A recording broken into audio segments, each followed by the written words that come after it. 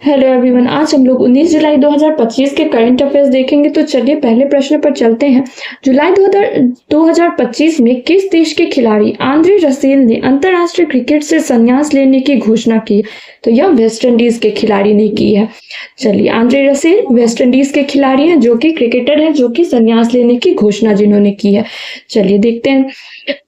2025 में West Indies के खिलाड़ी आंद्रे रसेल ने अंतर्राष्ट्रीय क्रिकेट से संन्यास लेने की घोषणा की है।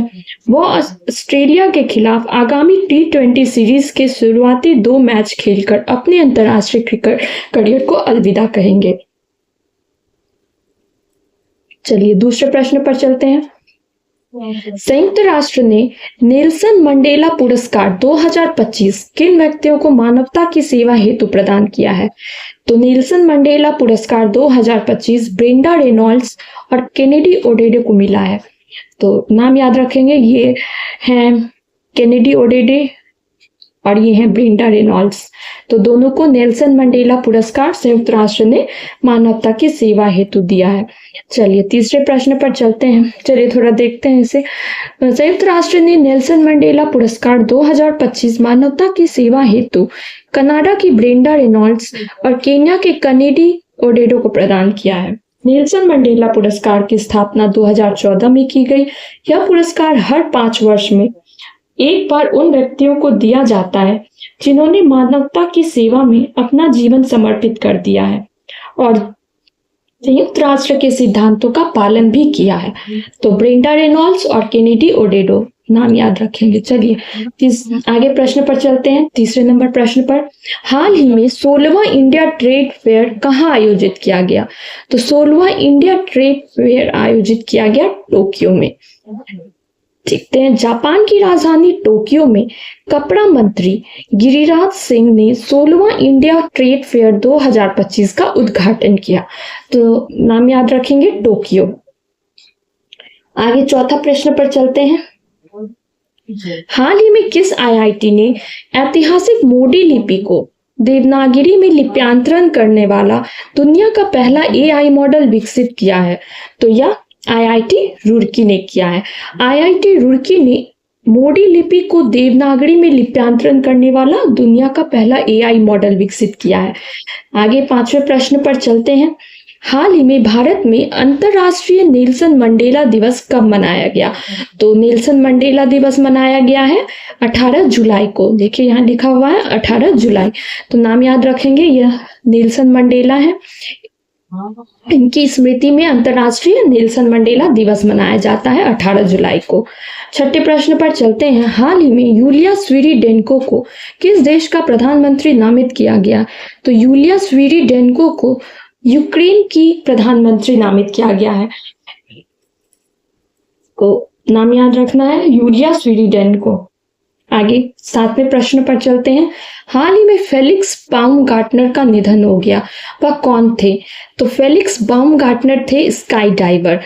तो ये है फेलिक्स बाउमगार्टनर, जो कि अपने रिकॉर्ड तोड़ स्टंट के लिए फियरलेस फेलिक्स के नाम से प्रसिद्ध थे। तो देखिए, ऑस्ट्रेलियाई स्काई डाइवर फेलिक्स बाउमगार्टनर का पैराग्लाइडिंग दुर्घटना में निधन हो गया।